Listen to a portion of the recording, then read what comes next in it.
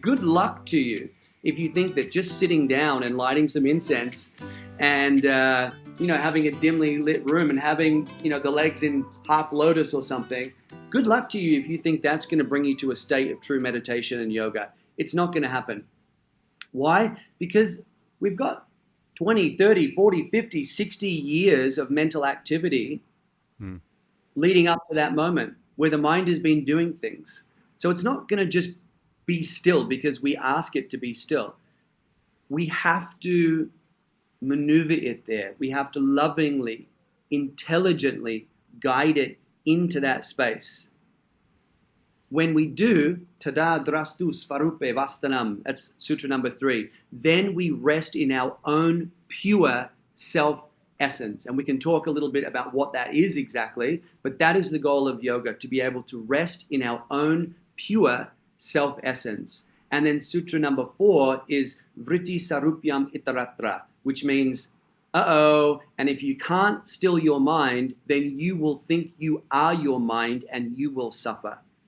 And this is the teaching of Patanjali, of Buddha, of all of the masters. Yes, suffering is a reality on one dimension, on one playing field, but there is a way to avoid suffering. What is it? You need to connect in with the part of yourself that exists beyond suffering. And there is a part. It comes by a lot of different names: the Purusha, the Atman, the self, the spirit, the soul, Vishoka, Buddha Loka. There's a lot of different ways we can talk about that space, but the message is unified from the masters. If you want to live full of joy, free of fear, then you have to go internal and you have to learn the systematic progress or process to anchoring yourself to that part of yourself that is free of afflictions. And that's what the Yoga Sutra is about. It's what the Lotus Sutra is about of Buddha. It's what, at the end of the day, that's what yoga is about. So how do we get there? Well, Patanjali gives us a multitude of paths. In the first path, for those who are ready for just to drop straight into that higher state of meditation, which is a very rare few, then the path is called Abhyasa Vairagya, which is just sit down, basically concentrate your mind on some kind of an object. And Patanjali gives us a list of objects. First, something physical, maybe a flame. Then something subtle, like a mantra or an internal kriya, a movement of energy to focus on. Slowly, slowly guiding the mind towards stillness, but stillness that moves towards the mind becoming absorbed in something innately positively charged. And that is the samadhi.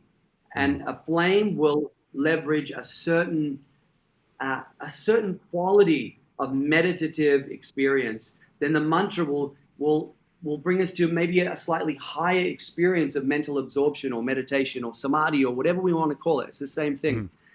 And then the highest objects that Patanjali mentions, he calls it Asmita Samadhi and Ananda Samadhi, which is exactly what we just spoke about.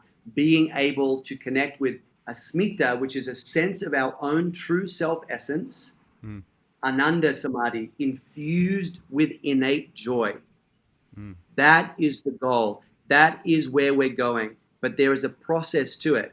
Remember, that path of Abhyasa Vairagya in chapter 1 of the Yoga Sutra is for the few who can just sit down with a mind completely free of afflictions. That's not me. I don't know if that's you, James, but that's not me. I've got some afflictions going on.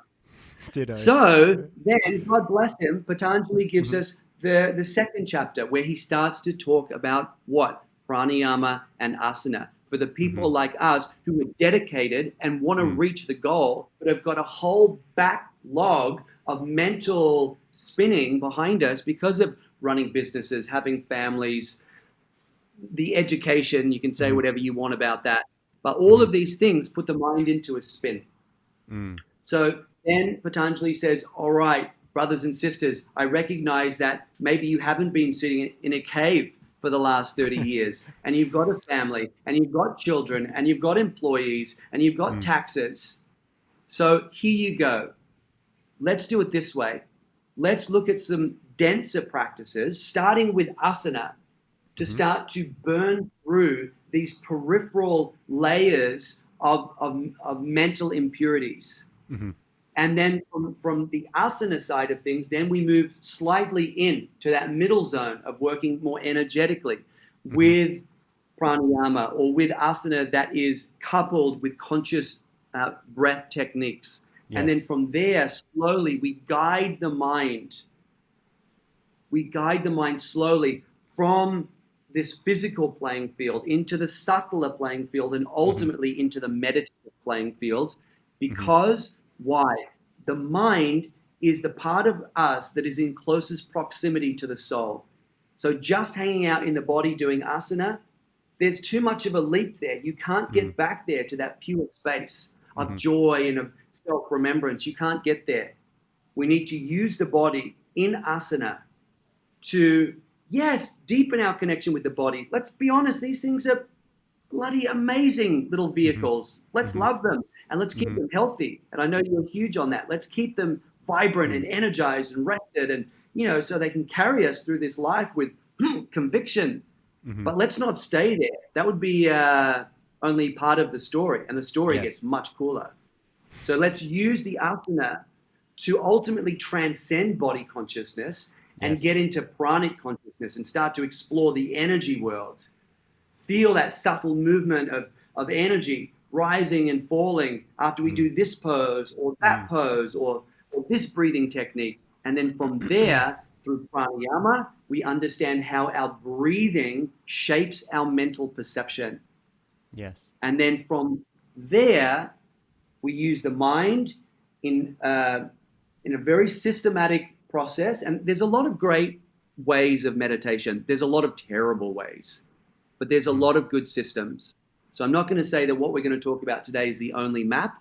I'm just going to say it's a map that's worked for me. It worked for Buddha. It worked for Patanjali. I think it's working for you, James, because it's so laid out. It's so, just do this, tick that box, then go there, tick that one, and then that one, and then that one, and slowly, with patience, with persistence, you will arrive to that final goal.